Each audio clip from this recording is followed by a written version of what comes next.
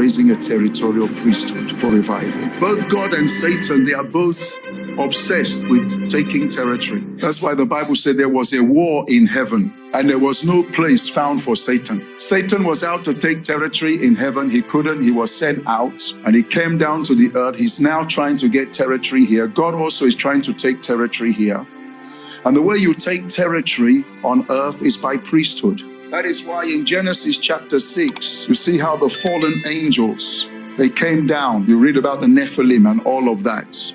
That was an issue of Satan introducing priesthood, witchcraft, and introduced priesthood and raised up systems of priesthood. You know, if you're from Africa, you know that every village has their priests. They have their shrines, they have their deities, and you have the priesthood that is servicing those deities in every village, in every community, in every tribe. It's the same in India, every village. That started from Genesis chapter 6 because you take a nation, you take a people by establishing priesthood. It's also the same in the UK. It's only that UK, they seem to have lost their foundational roots. Their foundational roots was Druidism and paganism. Druidism and paganism.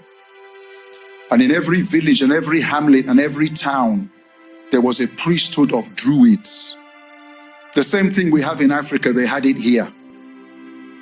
And that was what Britain was. And behind the throne, there are Druids. Everything about United Kingdom is established in darkness, but they seem not to realize that.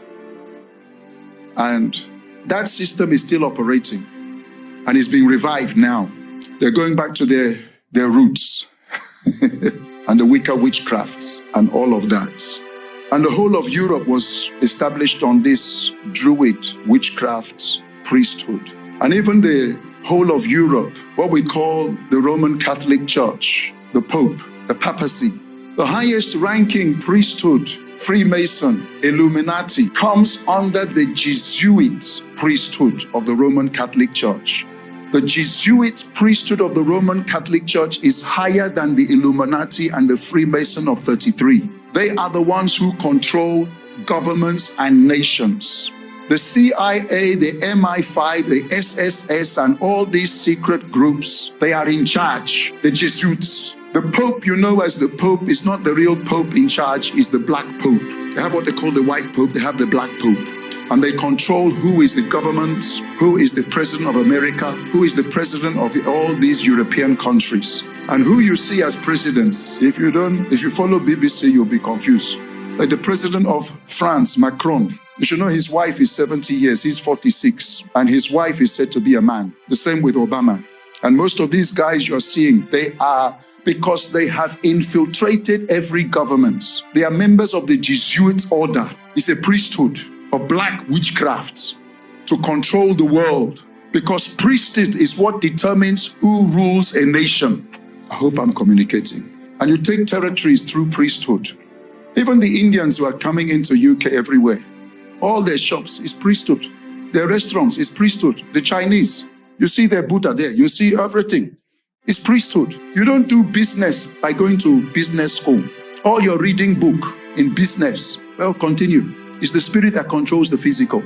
And all the Toyota Crown cars that are taking over, you should know that there's no car that doesn't come out from their factories. They have a priesthood called the Shinto priests. In every of their factories, they consecrate those cars to demons and deities, and they use holy water and holy oil and consecrate and release them. All our phones we are using here, they've all been consecrated to demons.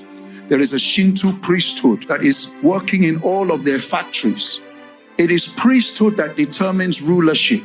The Bible says in the book of Hebrews chapter 7 verse 12, where there is a change of priesthood, there is of necessity a change of the law. You can put it another way around. Where there's a change of a law, there's a change of priesthood. The United Kingdom, Britain, was in the ancient past, it were the Druids who controlled both the courts of judgments, the courts of the king, and everything. Then there was a move of revival of God that brought, and there was a change of law. The Druid, witchcraft, pagan background was pushed aside, and there were laws that came that they even burn witches at the stake. Those things were banished because where there's a change of priesthood, there's a change of law. And that was how righteous laws came. Now there's a change of priesthood, so there's also now a change of law. That's why the laws are changing in UK for gay rights and all of that, because there's a change of priesthood. So for the laws again to change in Britain, there must also be a change of priesthood. There has to be a priesthood that will now rise, and you are the priest. I am the priest. Receive grace to rise. And we also need to understand that the priesthood that we know as priesthood is not priesthood. It's not going to Bible college that makes you a priest. It's not that theological training. And at the end, they graduate you and they put you a collar and they lay hand and they say, you've been ordained as a priest. No, sir, you are not a priest. You have become a theologian, not a priest. Bible college doesn't make you a priest. What makes you a priest is who you are in the secret place. You're standing before God in the inner chamber. So we have housewives that are priests. We have mechanics that are priests. And we have people who are called priests, but they are not priests. Because it's not preparing a sermon on Sunday that makes you a priest. It is your standing in the secret place that makes you a priest. And so there had to be a changing of priesthood in the days of Eli. In the days of Eli, they had the structure of priesthood, where they were all gathering every day in the tabernacle, doing all the religious orders, but yet they were not having control of the nation. They were not affecting the nation because the moral standard of the priesthood of that generation was so poor. They were sleeping with women inside the vestry. They were messing up. In fact, all they were after was their stomach. They were dragging what people were bringing for sacrifice and taking things by force. And God said, this kind of priesthood that is on ground, the nation will slip out from my hand. So I'm going to have to raise a new order of priesthood. I will drop this present order and I will raise a new order. And he went and picked a small child called Samuel, who was found in the secret place, ministering unto the Lord. The Bible said, and the child Samuel ministered unto the Lord. That's priesthood. That's priesthood. And again, there's coming a change of priesthood, not just in the United Kingdom, all over the earth. God is dropping this, what you know as the great men of God, he's dropping them. There's a changing of guard, and it's not the way you may think. He's raising up a new priesthood of men and women in the secret place. Men and women who know how to stand before the Lord and minister unto the Lord. And when Samuel was raised, he was a young man, but he has the power to enthrone and dethrone kings and parliaments. That's priesthood. You know, everybody in the kingdom of darkness, just as Jesus met with Satan at the peak of his 40 days and said, if you can bow down, I will give you the kingdoms of this earth. That is how you're seeing what is going on today. The Tony Blairs did not just rise through politics. They rose by bowing down, and they enter covenants and pacts with Satan of certain laws they have to pass. Certain wars that must take place while they're in power because they must fill a blood bank. What is going on in Ukraine is not just no. There are pacts men have made with Satan. It's about priesthood. Nigeria would have had a woman president. Her name was Victoria Etu. When she was in the kingdom of darkness, she went to Satan and said, I want to be the first Nigerian woman president. And Satan said, no problem. I can give you that. The cost is 9,999 men. You will slaughter them and fill my blood bank.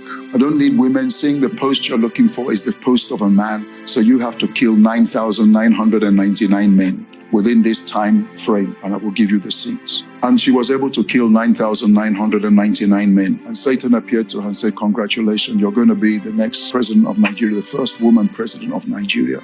But you will rule for 1 year, and before that year is over, there will be a bloody coup, because your contract requires not 9,999, it requires 10,000, and the last to make 10,000 is your blood. But you will be the first woman president of Nigeria. You will create that record, you will create that history, but it will take your life. And she said to Satan, thank you very much.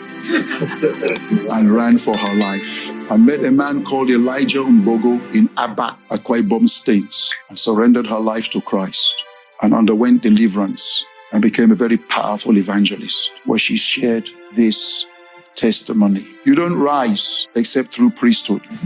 And just as Satan raises men in priesthood, that's actually God's plan from the beginning. Right from the beginning, God doesn't believe in governments and presidents and kings. He has a pattern. Presidents and kings. He has a pattern. He believes in prophets. He raises one man and puts into him everything to control that nation as a theocracy.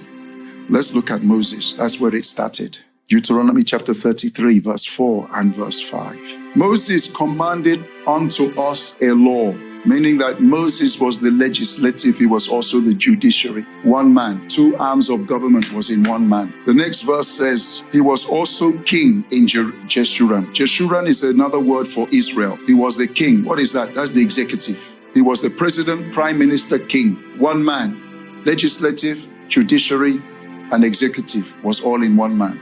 He was also the prophet of the nation. He was also the head of the chief of army staff. He was in charge of the military. He was also in charge of the priesthood. Aaron and the Levitical order were all answerable to Moses. One man, 6 dimension of office was in one man. That's how God operates. From the beginning, you follow the law of first mention and you see that is God's pattern. God never planned for his people to have governors and presidents and all of that. No, he chooses to have a man. And after Moses, that same power was invested to Joshua. One man was the head of the military. He was the head of, he was a prophet of God. He was in fact priesthood. And then after Joshua, you see the judges. There were 15 judges. They were in charge of courts, they were in charge of military, they were in charge of priesthood, the judges, the 15 judges. And the last of the 15 judges, his name was Samuel. Samuel was like Moses. He was the chief judge of the federation, Samuel. 3 things were in him. He was the prophet of the nation. He was also the high priest. For that to happen, there was a change of order. If you read 1 Samuel chapter 1, verse 1, you discover both his father and mother came from the tribe of Ephraim. He was an Ephraimite. And God sidelined Hophni and Phinehas. They were from the Levitical order. God disqualified the qualified and qualified the unqualified and Ephraimites from the tribe of Ephraim. Where have you ever seen somebody from the tribe of Ephraim becoming a high priest? But for the first time, God broke protocol and broke order for a new priesthood to rise. And Samuel had all those offices invested in him. These men who operate in this dimension, when Moses was on ground, the Bible says in Hosea chapter 12, verse 13, by a prophet, the Lord brought Israel out of Egypt.